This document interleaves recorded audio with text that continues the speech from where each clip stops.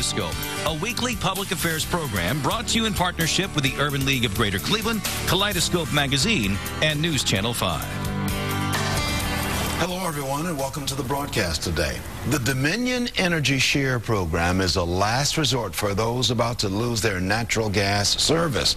The program provides heating assistance. Dominion East Ohio Community Affairs Representative Sharon Seaton is here, and so is Karen Brower with the Salvation Army, the Northeast Ohio office. We'll explain how this program works and who's eligible for services, and its 100th anniversary of the Cleveland Kokoon Arts Club as well. We're going to talk to Dr. Henry Adams and Dr. Larry Waldman. They're going to talk about a special exhibit at the Cleveland Public Library to commemorate their anniversary. And later on, we will hear from Beverly Lloyd. She'll tell us about the annual Martin Luther King Jr. Scholarship Breakfast upcoming. Good morning again. This is Kaleidoscope. I'm Leon Bibb. And so we begin. Beginning with Sharon Seaton, who's seated next to me, Community Affairs Representative for Dominion East Ohio, and Karen Brower, Director of Social Services for the Salvation Army Northeast Ohio office. Good to have you as well. Well, let's talk a little bit about the Energyshare program by Dominion East Ohio, the gas company. Yes. Tell me about that, Sharon Seaton. Well, Energyshare program is a signature program of Dominion, and we've just celebrating our 10-year anniversary. So the program is a last resort program that does assist those customers keep or restore natural gas services in our territory. This day and age, there's a lot of people in need. The economics and all of what's happening, we sure hope that, you know, we can help as many people as we can. It seems so many people out there have issues with keeping the gas on, you know, and struggle to try and find a way to pay the bills. And so you kind of help them through the program, we through sure the project. do. We do. It's a program that is funded by Dominion, by employees and by customers. Every tax-deductible dollar goes to help those in need, goes directly to help them. Okay. So We're going to put some phone numbers on the screen while we talk about this. Let's bring in a Karen Brower with Social Services of the Salvation Army here in Cleveland. What's the Salvation Army's role with Energyshare? Well, we administer the Energyshare program dollars to the consumers here in Cleveland and throughout Ohio that are Dominion customers. Those customers that are in need come to us, and they're given an intake and provided with assistance the dollar amount that would stop their disconnection or restart their services. So what do people do? Can they call the Salvation Army? They can call our local number here in Cleveland, or they can call the 1-800 number for Dominion. And get an appointment with one of our caseworkers here in Cleveland and in the outer ring areas of Ohio, and get an appointment, and assistance would be given to them at that time, and their services would be restarted within 24 hours, or their disconnection would be stopped. So we've got a number on the screen of 800-362-7557, as you see at the bottom of the screen. How deep is the problem in Northeast Ohio with those who are unable to keep up with the energy payments? Leon, it's difficult for so many consumers here. The need is so great. With the situation, economic situation, clients are hurting for food and clothing and so many things, and utilities always suffer. Sharon, I know over Dominion East Ohio you need to be paid for the services that you render. So this is a way of helping people do that. Don't just ignore the bill, but talk to somebody at Dominion East Ohio, right? Exactly. We always encourage people to give Dominion a call if they're having or struggling with their bills, or go to the website if that's possible. There's a whole host of information there. Last year alone, Leon, we helped over 3,000 families, and we spent over $770,000 doing so just in last heating season alone. And this year, the program started December 1st of this year, and it will run again through May 31st, 2012, or until funds are depleted. So, I'm holding up a poster here. Tell me about this poster here. Well, this is our new look, celebrating our 10-year anniversary in that, and it really is a telling story just by the looks of it. Too many people, too many families have to bundle up to stay indoors, and that's a very scary thing. We don't feel that should be. This young boy all bundled up, and he's going to bed at night, and that's something that we don't like to see at all. And Karen, And this is what the Salvation Army sees on a daily basis. On a daily basis. And remember, Dominion has partners with us to help these clients so that they don't have to spend, a cold winter.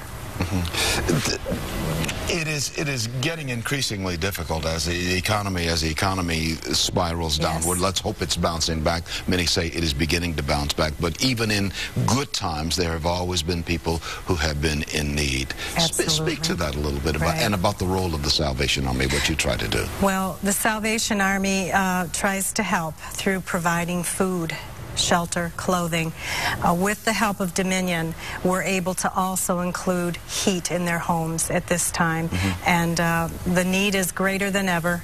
Donations are always needed, whether they're for food or they're for our Dominion Energyshare program. We need the help of others to be able to keep helping those that are in need. There's so many disadvantaged people in need, and we depend on families to give if they can. We depend on outside agencies to give if they can. Well, let's hope that we can help you do that. You've got a project, Dominion has a project with Cleveland Playhouse as well. Tell me a little bit about that. I've got about 30 seconds remaining. Yes, we do. We're actually partnering. It's a collaboration with Salvation Army, Dominion, and the Cleveland Playhouse. We're trying to promote contributions to the Energyshare program and to the Cleveland Playhouse educational programs. So if you go to the Playhouse, they have actually put up chimneys and wreaths recognizing those donors. And it's going to run through their 2 productions they have going on now from Thanksgiving through the early part of February. So we can donate and help helping this entire project we're always talking about. Definitely. And again, every tax-deductible dollar goes directly to help those in need. Yeah. And of course, I write a check several times a year to the Salvation Army as well to help in all the things that you do.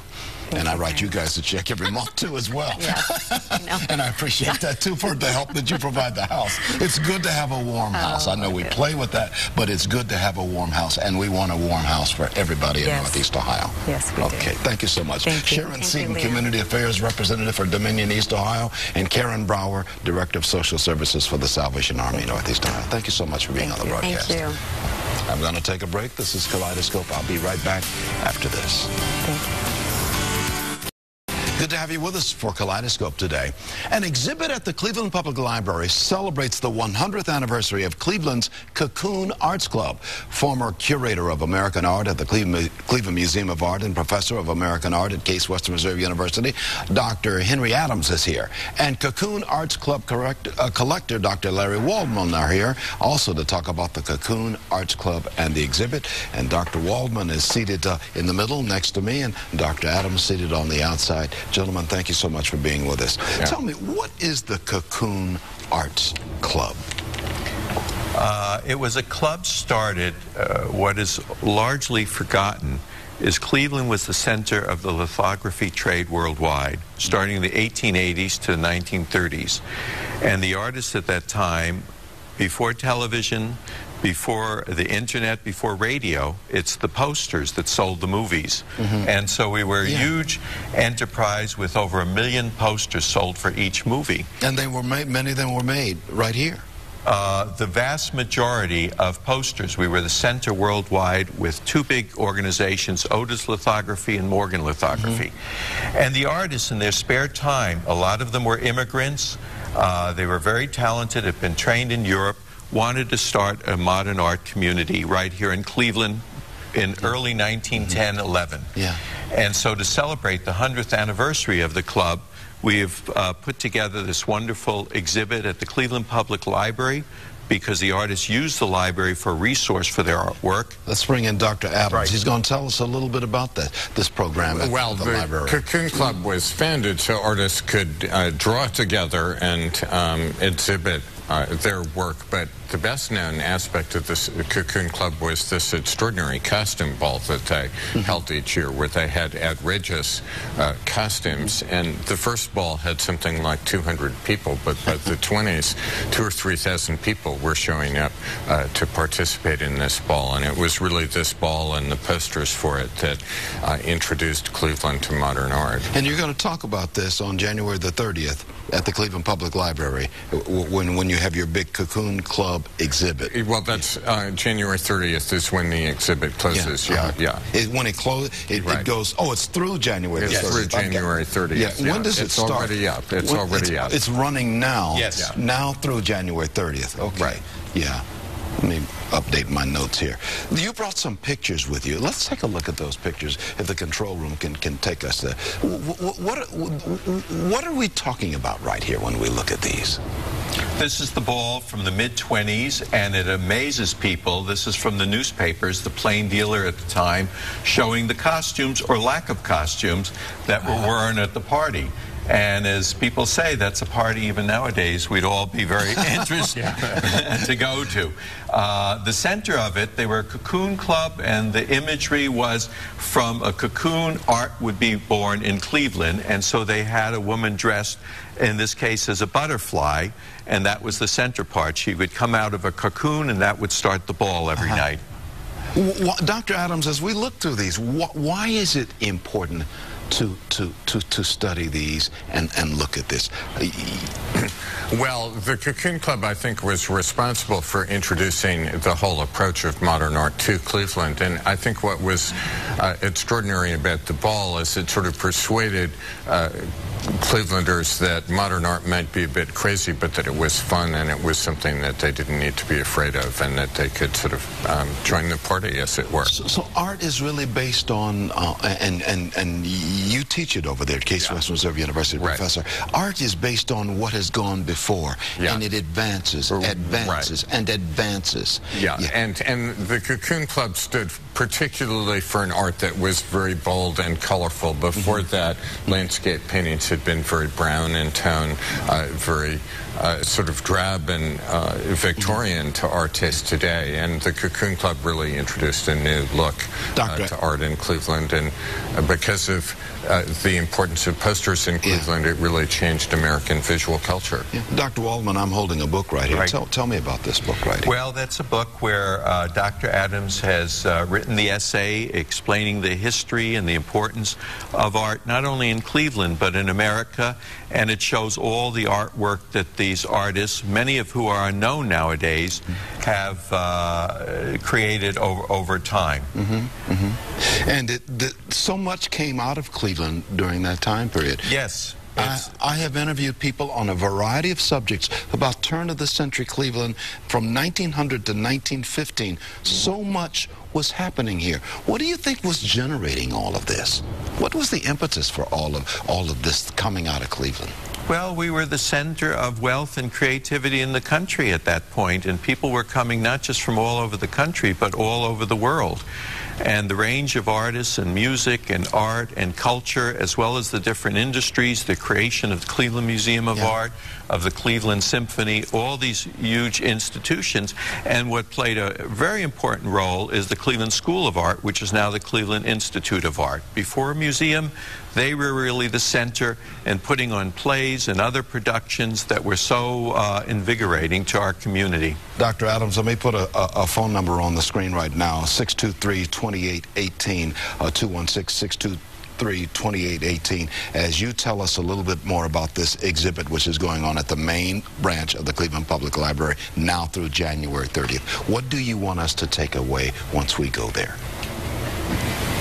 Well, I think if you go there, you'll fall in love with the posters, which are some of the great posters ever produced in America. And I think that what this show is doing, collectors have started to become interested in these posters. They're starting to bring high prices at auction, but this is bringing out a little bit of the background of it and how important the Kokoon Club was in introducing ideas about modern art to Cleveland and really to the whole United States. We want to get a camera over there, and we need to do a story on this. for our newscast. We want to get a camera over there before January 30th and do something on this. That would be great. Thank you so much, Dr. Larry Waldman with the Kokoon Arts Club, and Dr. Henry Adams, also with the Kokoon Arts Club, and he's also professor at Case Western Reserve University. Thank you so much. Thank you so much for having us today, Leon. 623-2818. More information on everything we've been talking about. I'll take a break. I'll be right back after these words, especially for you. In touch with Kaleidoscope today, the Martin Luther King Jr. Scholarship Committee hosts its annual scholarship breakfast on January the 16th, Monday, January the 16th. Beverly Lloyd is here to talk about the 2012 event and about the scholarship selection process. Beverly Lloyd, good to see you again. Good to see you. Thank you for having us. What's the mission of the Martin Luther King Scholarship Committee? Our mission is to keep the legacy and dream of Dr. King alive and well, to preserve it and highlight the creative genius of our young people. Yeah. And every year at this time, you have a big scholarship fundraising breakfast in memory of Dr. Martin Luther King. Tell me about that. Every year, the children in Cleveland and greater Cleveland, we have children all over this city, they participate in a contest. They come up with a card in honor of Dr. King's birthday. We get thousands of cards, and we select one student for each grade to receive a $1,000 scholarship. They draw a picture or make They draw a picture, and they must come up with creative words. So the contest is not only the picture, but the words. Now, your event is scheduled for Monday, the 16th of January at the Marriott Key Center downtown. 7 a.m. 7 a.m., 7 o'clock in the morning, we begin. We start early. Absolutely. So much is happening on that day, and you certainly are among the first to kind of open the door on Martin Luther King Jr. celebration on Martin Luther King Day. Are tickets available? Tickets are available all the way up until the day before, and I think we have a number where people can call, $35 for those tickets. Let's put that number on the screen, 229, as you see, 0306. It's on the screen right now. You can also go to kingbreakfast.org. kingbreakfast.org. You could get more information on everything that we are talking about and we will talk about as we continue our conversation.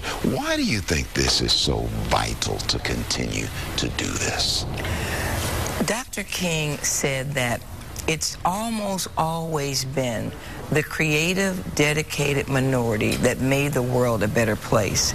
And it is so important for our children to keep this legacy and to know who Dr. King is and to actually embody that spirit that he had and dream that he had in their lives. Dr. King really changed the course of America, changed the course of the world in many, many ways, and made it better not only for black people and minorities, but for everybody. Absolutely, and we are so excited that our scholarships reflect a diverse set of students in Cleveland. Yeah. What's the ticket prices? What's it going to cost? Ticket price is $35. And for that $35, you get to see... You get to see this year the Honorable Yvette McGee Brown is our keynote speaker. We also every year give a donation to a community recipient, and that will be a Saturday tutoring program at the Church of the Covenant. And you have a lot of people from the local community just filling up the place. I mean, when I've been there, there have been hundreds and hundreds of people there with good singing. At 7 o'clock in the morning. Good speakers, good singing, all This year we'll have a hip-hop violinist. What I like, well, the kids like hip hop, and they can do the violin too. They can be married together. I can't wait to see it. It can work. It all can work. Make a joyful noise, says God. Make a joyful noise, and they will make that joyful noise. When you do the scholarships now, what kind of scholarships are we giving? What do you tell the children when what we tell the children is that this scholarship can be used either A, for college, because they start as young as 6th grade. They can wait until they get to college, or B, they can use it for any educational kind of workshop or program. Yeah. Now, can people go to the website and find out more information on how to get in this competition for the poster and the writing of the Dr. King? This is all on the website. And this is geared toward children now. Absolutely. We have a Kids for King program where all high school students can participate.